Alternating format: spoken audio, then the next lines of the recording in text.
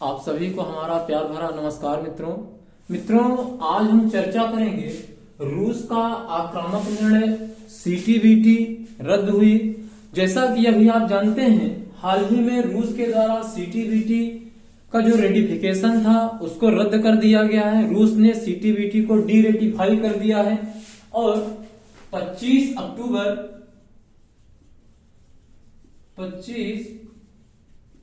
अक्टूबर 2023 को रूस की संसद ने अर्थात ड्यूमा ने सीटीबीटी को डी रेटिफाई करने संबंधी जो प्रस्ताव था, जो विधेयक था, उसको पारित कर दिया और 2 नवंबर 2023 को रूस के राष्ट्रपति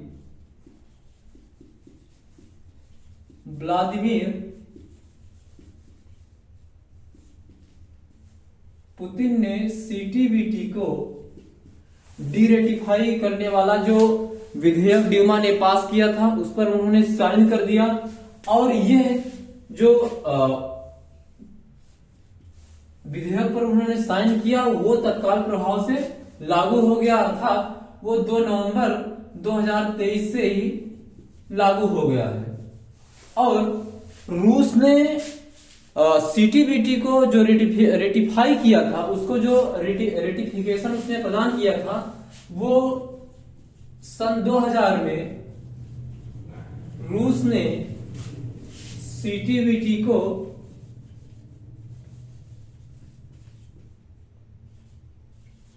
रेटिफाई किया। तो अब आप देखिए, यहां पर जो एक सबसे बेसिक प्रश्न मित्रों जो उभर करके आता है, जो पैदा होता है, वो यह है कि आखिर रूस ने 2000 में सीटीबीटी को रेटिफाई किया, उसे अनुसमर्थन प्रदान किया और 2023 में रूस ने सीटीबीटी को डी रेटिफाई कर दिया है, जो अनुसमर्थन था उसको वापस ले लिया है और रूस अब सीटीबीटी के दायरे से बाहर आ चुका है। रूस परमाणु परीक्षण करने के लिए स्वतंत्र हो चुका है। तो यहां आखिर में रूस ने 23 वर्षों के बाद सीटीबीटी को क्यों डी रेटिफाई किया, क्यों उसने अपना अनुसमर्थन वापस ले लिया सीटीबीटी से? तो क्या इसके पहले रूस और जो वेस्टर्न फोर्सेस हैं उनके बीच कोई तनाव नहीं हुआ था किसी मुद्दे पर, या रूस इसके पहले अपने पड़ोसियों से जो 2022 में जो रूस यूक्रेन युद्ध शुरू हुआ, तो क्या उसके पहले रूस का अपने पड़ोसियों से कोई युद्ध नहीं हुआ है? तो इन तमाम सारी घटनाओं के आलोक में देखते हुए अब हम ये देखेंगे कि आखिर में रूस ने सीटीबीटी को 23 वर्षों के बाद क्यों उसको डी रेटिफाई किया, ऐसी क्या सिचुएशन आ गई? क्योंकि रूस यूक्रेन युद्ध 2022 के पहले भी रूस ने अपने बहुत सारे पड़ोसियों के साथ युद्ध लड़े हैं, 2-3 युद्ध, और उन युद्धों को लेकर के रूस और वेस्टर्न फोर्सेस के बीच तनाव रहा है, टेंशन रही है, लेकिन उसके बावजूद भी रूस ने सीटीबीटी को डी रेटिफाई नहीं किया। डी रेटिफाई करता है वो 2023 में। तो इसके पहले रूस का देखिए अपने पड़ोसियों से युद्ध हुआ है, जैसा कि आप जानते हैं, जो जॉर्जिया वार है, जॉर्जिया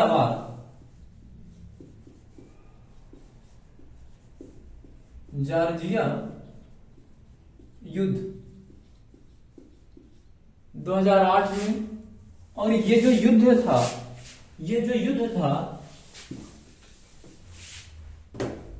7 अगस्त से लेकर के 12 अगस्त तक चला। और जो आपने क्रीमिया का नाम सुना होगा, क्रीमिया प्रायद्वीप पर का जो संकट था, जिसको कि रूस ने 2014 में इसे अपने अधिकार क्षेत्र में ले लिया।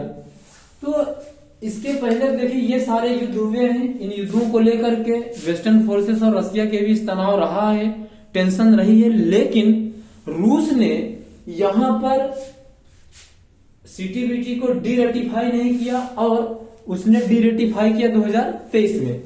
तो जो यूक्रेन युद्ध जो कि अभी चल रहा है, और ये युद्ध 22-23 फरवरी 2022 को प्रारंभ हुआ था, और ये लगभग इसको 2 वर्ष होने को है। अब इसको लगभग 2 वर्ष होने को है।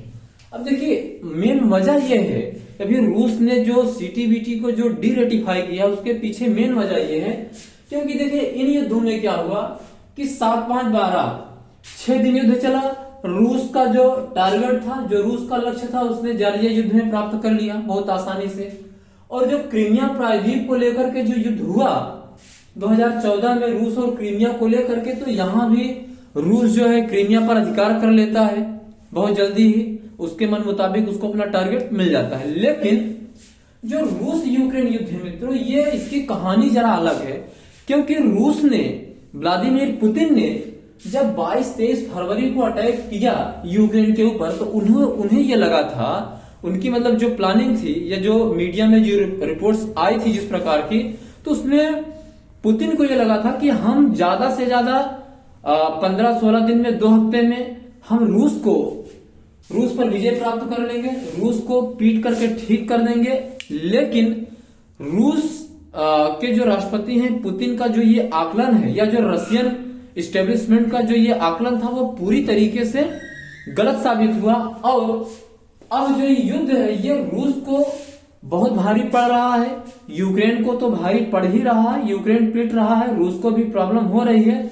लेकिन हमारे कहने का आशय यह है कि यहां पर पुतिन की जो प्लानिंग थी, पुतिन का जो एक प्रकार से उनका जो अनुमान था कि हम ज्यादा से ज्यादा 2 हफ्ते में, या बहुत खींचा तो 1 महीने के अंदर अंदर रूस को हरा देंगे, और रूस से हम ये कहेंगे कि आप बिना शर्त हमसे माफी मांगे, तो जो प्लानिंग थी वो पूरी की पूरी फेल हो गई।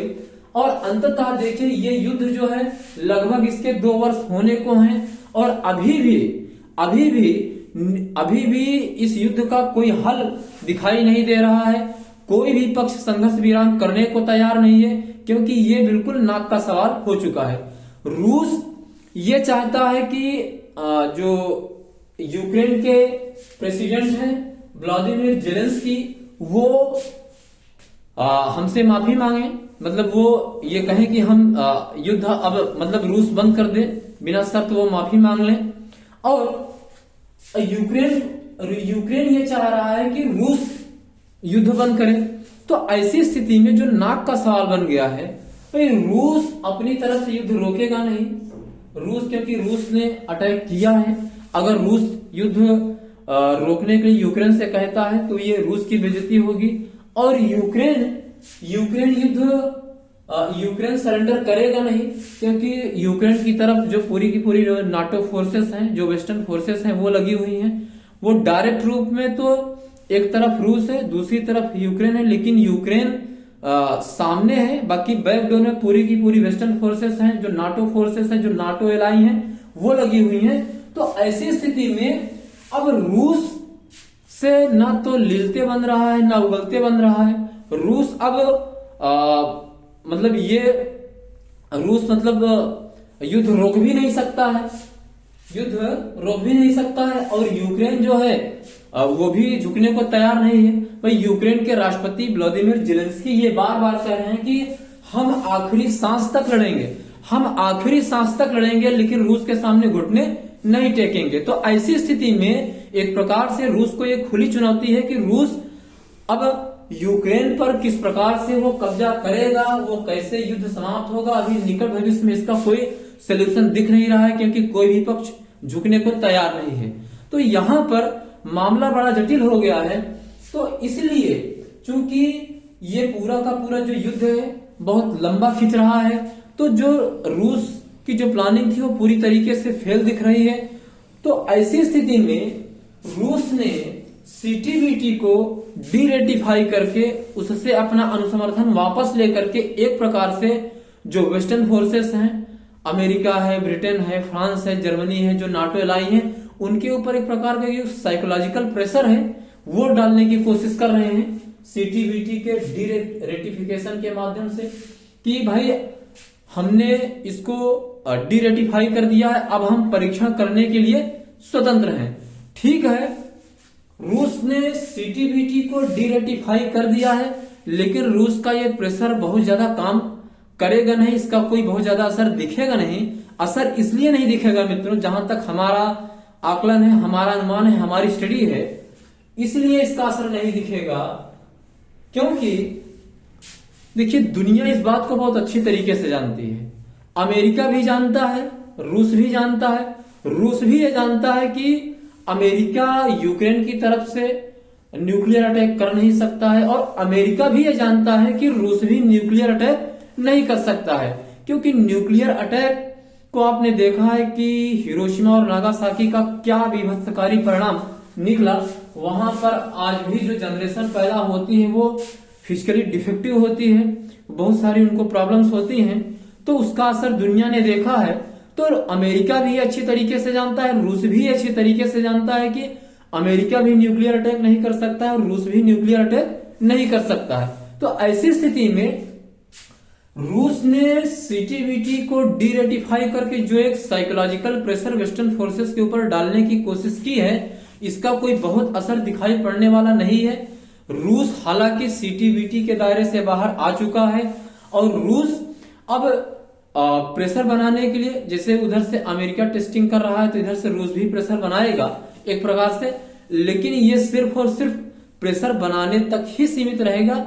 इसका कोई व्यवहार में यूज दिखाई नहीं पड़ रहा है और व्यवहार में कोई बहुत असर दिखेगा नहीं, क्योंकि दोनों ताकतें ये जानती हैं कि न्यूक्लियर अटैक कोई भी कर नहीं सकता है, क्योंकि कोई भी न्यूक्लियर अटैक करेगा तो जो म्यूचुअल जो डिस्ट्रक्शन है, मतलब जो पारस्परिक नुकसान का जो एक कॉन्सेप्ट है, वो दोनों को झेलना पड़ेगा। तो ऐसी स्थिति में चूंकि रूस पूरी तरीके से यूक्रेन के संबंध में जो रूस का आकलन था वो पूरी तरीके से गलत साबित हो चुका है, तो ऐसी स्थिति में रूस के द्वारा वेस्टर्न फोर्सेस पर एक प्रकार से साइकोलॉजिकल प्रेशर डालने के लिए, एक प्रकार से जो एक मनोवैज्ञानिक दबाव है वो डालने के लिए सीटीबीटी को डीरेटिफाई किया गया है। और रूस के द्वारा सीटीबीटी के डीरेटिफाई करने से बहुत ज्यादा असर दिखने वाला नहीं है, क्योंकि सीटीबीटी बनी तो 96 में, लेकिन अभी भी वो क्रियान्वित नहीं हो पाई है और निकट भविष्य में उसका क्रियान्वयन का कोई उम्मीद भी नहीं दिख रही है, क्योंकि वो जो संधि है वो इंटरनेशनल पॉलिटिक्स का शिकार हो चुकी है। तो इसीलिए एक प्रकार का प्रेशर बनाने के लिए रूस ने वेस्टर्न फोर्सेस के ऊपर प्रेशर बनाने के लिए ही सीटीबीटी को डीरेटिफाई किया है। बाकी इसका व्यवहार में कोई बहुत असर दिखने वाला नहीं है, क्योंकि दोनों ताकतें ये जानती हैं कि न्यूक्लियर अटैक करने की स्थिति में कोई भी नहीं है। तो अब हम ये देखेंगे मित्रों कि रूस ने जो सीटीबीटी को डीरेटिफाई किया है, सीटीबीटी से अपना जो अनुसमर्थन वापस लिया है और जो रूस अब सीटीबीटी के दायरे से बाहर आ चुका है, सीटीबीटी के प्रावधानों से बंधा हुआ नहीं है, तो इसका जो इंटरनेशनल पॉलिटिक्स पर असर क्या पड़ेगा, इसका क्या इंपैक्ट पड़ेगा, क्या बदलाव आपको देखने को मिलेगा। तो जहां तक इसके प्रभाव की बात है, जहां तक इसके प्रभाव की बात है, तो उसमें क्या होगा कि रूस के इस निर्णय से रूस और पश्चिमी ताकतों के बीच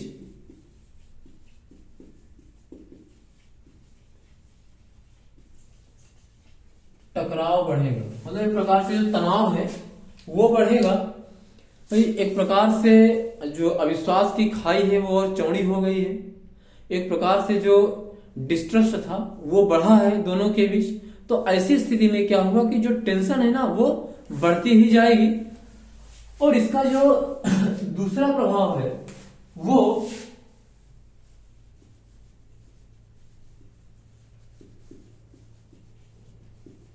शस्त्र दौड़ की नई शुरुआत, new beginning of arms race यानी रूस के इस निर्णय की वजह से, रूस के इस डिसीजन की वजह से जो आर्म्स रेस है, जो बिगिनिंग ऑफ आर्म्स रेस है वो बढ़ेगी। क्योंकि देखिए जो आर्म्स रेस है, जो शस्त्र दौड़ है, ये 20वीं शताब्दी का कॉन्सेप्ट है। और मित्रों जो कोल्ड वार है, आपने कोल्ड वार का नाम सुना होगा। कोल्ड वार से आप लोग बहुत ही अच्छी तरीके से वाकिफ हैं। जो 1945 से लेकर के 1991 तक लगभग 45 वर्षों तक यूएसएसआर और यूएसए के बीच चला था। तो मित्रों जो कोल्ड वार था, कोल्ड वार एक आइडियोलॉजिकल जो संघर्ष था, जो एक वैचारिक संघर्ष था, वो तो था ही था। उसके साथ ही साथ कोल्ड वार जो है वो एक प्रकार का आर्म्स रेस था, एक प्रकार की शस्त्र दौड़ थी। क्योंकि जो शस्त्र दौड़ है वो रियल में आप देखेंगे जो पूरे के पूरे चरम अवस्था में पहुंचता है, तो वो सेकेंड वर्ल्ड वार के बाद न्यूक्लियर एज के आगमन से ही जो आर्म्स रेस है, जो शस्त्र दौड़ है, वो अपने पूरे चरम पर दिखाई देती है। और आप देखेंगे कि कोल्ड वार के पूरे पीरियड में यूएसएसआर और यूएसए के बीच नए नए प्रकार के जो सैनिक क्षेत्र में जो नई नई टेक्नोलॉजी है, चाहे वो न्यूक्लियर बम हो, फाइटर प्लेन हो, बम्बर हो, मिसाइल्स हो, surface to surface, surface to air, air to air, वो जो तमाम प्रकार के मतलब, और जो जासूसी उपग्रह, सैटेलाइट, वो तमाम प्रकार की जो रेस है ना, वो आर्म्स रेस ही है। तो जो आर्म्स रेस थी वो कोल्ड वार की एक प्रमुख विशेषता थी। आप पूरे कोल्ड वार के पीरियड में आप देखेंगे कि आर्म्स रेस अपने चरम पर थी और दोनों महाशक्तियों के माध्यम से बहुत ही व्यापक निवेश, बहुत ही व्यापक इन्वेस्टमेंट सैन्य क्षेत्र में किया गया था। तो जो कोल्ड वार है ये आर्म्स रेस का सबसे प्रबल और सबसे एक तगड़ा उदाहरण है। इससे बड़ा उदाहरण आपको हिस्ट्री में मिलेगा नहीं आर्म्स रेस का। तो इस पूरे के पूरे कालखंड में दोनों शक्तियां एक दूसरे से आगे निकलने की चाहत थी, एक दूसरे के ऊपर अपनी हेजमनी बनाने की चाहत थी, एक दूसरे को पराजित करने की एक जो ख्वाहिश थी, एक जो लालसा थी, वही है आर्म्स रेस। और आर्म्स रेस को हम ये आप ये समझ लीजिए कि शस्त्र दौड़, आर्म्स रेस कोल्ड वार की एक प्रमुख विशेषता थी। और पूरे के पूरे कालखंड में आपको ये चीजें बहुत ही बखूबी देखने को मिलेंगी। तो मित्रों ये अब रूस के इस आक्रामक डिसीजन की वजह से इंटरनेशनल पॉलिटिक्स में ये बहुत बड़ा बदलाव आने वाला है। इसका एक दूरगामी प्रभाव दिखाई देगा। बस इन्हीं के साथ अपनी शब्दों को हम विराम देते हैं। धन्यवाद, नमस्कार।